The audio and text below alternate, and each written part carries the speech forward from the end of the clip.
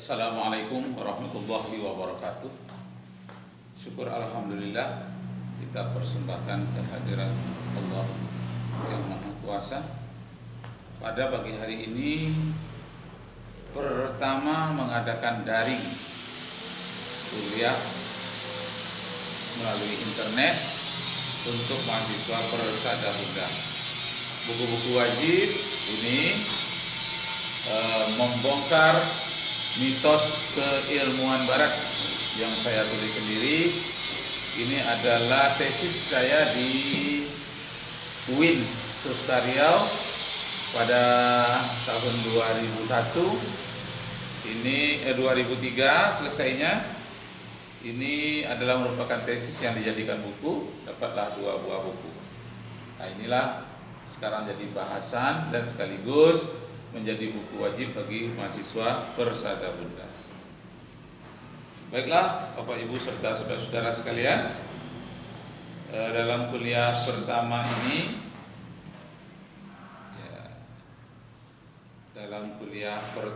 ini saya akan memberikan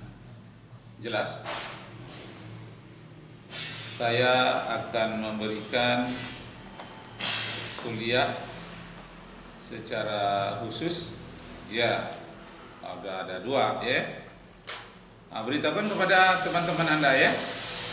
Nah, yang belum zoom, ya, baru 2 ya. Ya, terus lanjut kuliahnya, kita mulai. Ini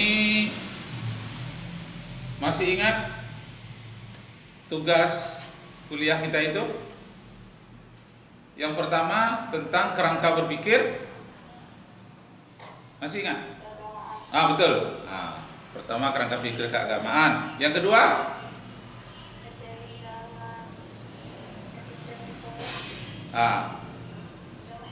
Kesalahan berpikir ateis dan komunis, ya kan? Yang ketiga? Apa? Bukti ilmiah tentang adanya Tuhan. Betul. Ya, betul ya. Bukti ilmiah tentang adanya Tuhan. Yang keempat? Ada catatannya di situ?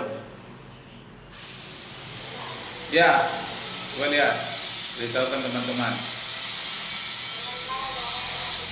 Nah, itu dia, mengenal agama-agama besar dunia. Ya. Jadi kita ini yang keempat ini ya. Ada Dahlia Sihombing, ada Desiana Naibaho, Bibi Sekar mana ini? Adir ya, kok tidak nampak fotonya? Ya. Oh iya. Terus Amandaris mana nih? Amanda. Banyak kawan-kawan yang belum tahu mungkin ya? Iya. Baru di-share ya. Nah, jadi jadwal Bapak itu ada 2, Kamis jam 8 sampai 9.30. Tapi kita ini hanya 45 menit aja ya. Kemudian malam Selasa malam ada Bapak. Selasa malam ada. Ini nampakkan bukunya? Nampak? Nampak ya. Sudah di copy belum?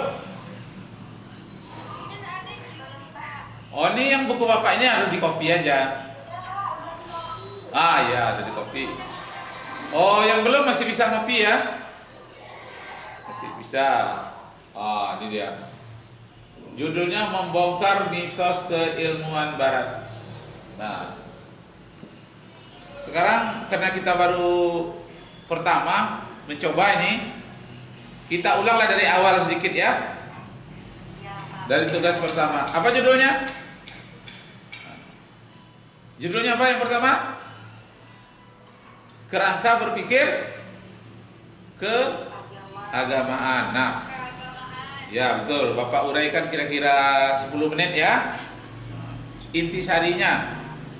Nah, jadi intisari kerangka berpikir keagamaan itu ialah agama itu memakai 3 hal, ya, 3 hal pokok kerangkanya.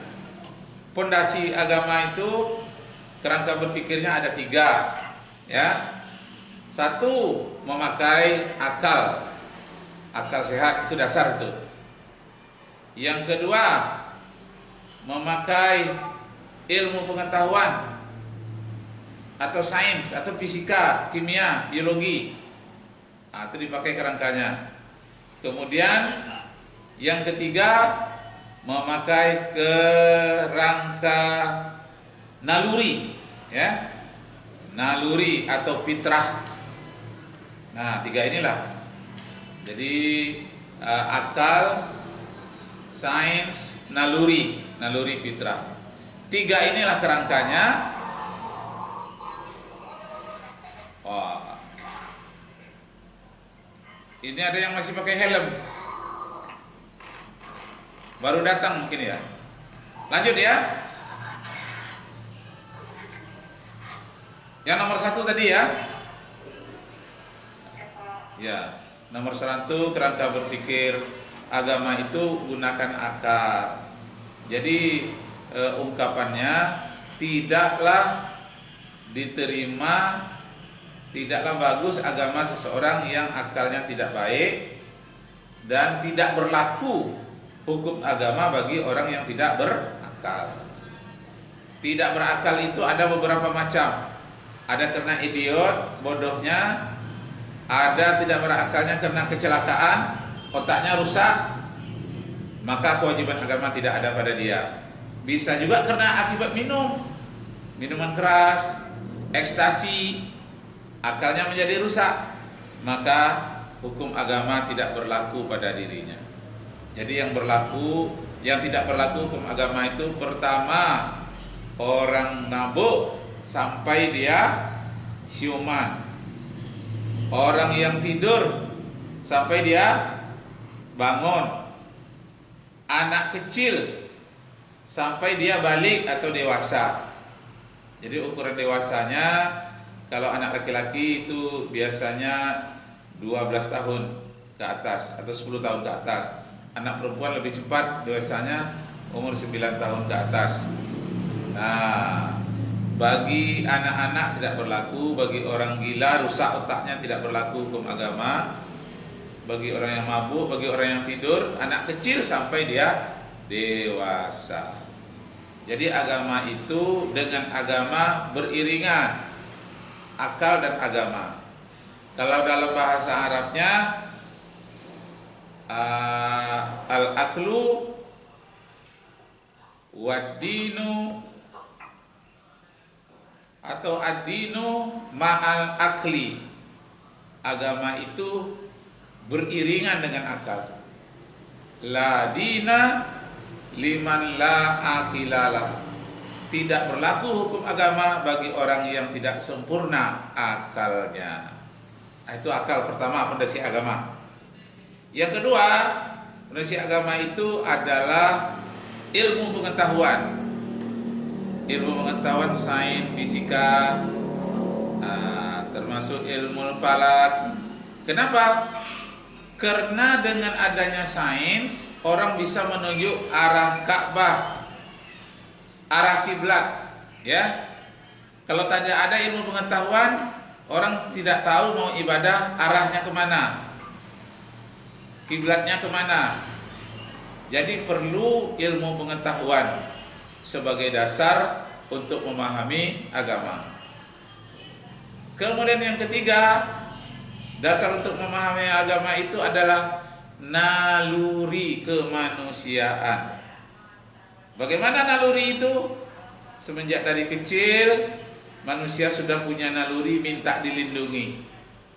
Nah, kalau sudah dewasa dia akan mengatakan, "Oh Tuhan, lindungi aku." Secara naluri saja.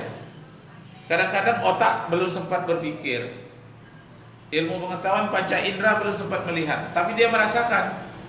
Maka nalurinya bekerja. Orang yang menyebutnya itu indera keenam atau nalurinya mengatakan, oh Tuhan, lindungi aku dalam keadaan bahaya. Jadi anak-anak kecil baru lahir sudah menangis, itu dia mohon perlindungan kepada Tuhan dan termasuk kepada orang tuanya yang ada di tempat itu. Dia mohon perlindungan. Setelah dia remaja, semakin jauh daerah jelajahannya, dia juga mohon perlindungan. Setelah dewasa, tanggung jawabnya juga bertambah, dia mohon perlindungan. Setelah tua, dia merasa dirinya sudah uzur, badannya selalu sakit-sakitan, selalu berdoa, oh Tuhan, berikan aku kesembuhan. Jadi 3 itu tidak bisa dihindarkan dalam memahami agama.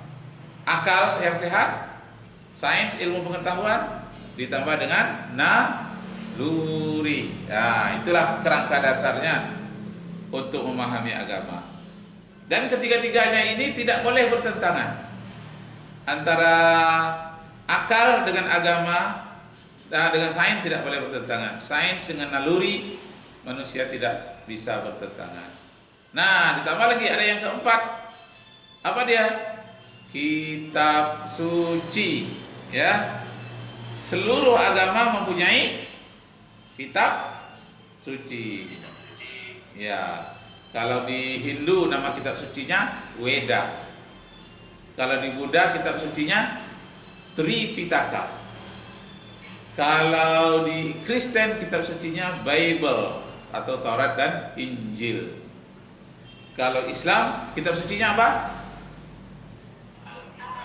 Al-Quran. Oke. Nah, lanjut ya. Nah, itu pertemuan pertama, selesai 10 menit. Pertemuan kedua tentang apa? Judulnya kemarin.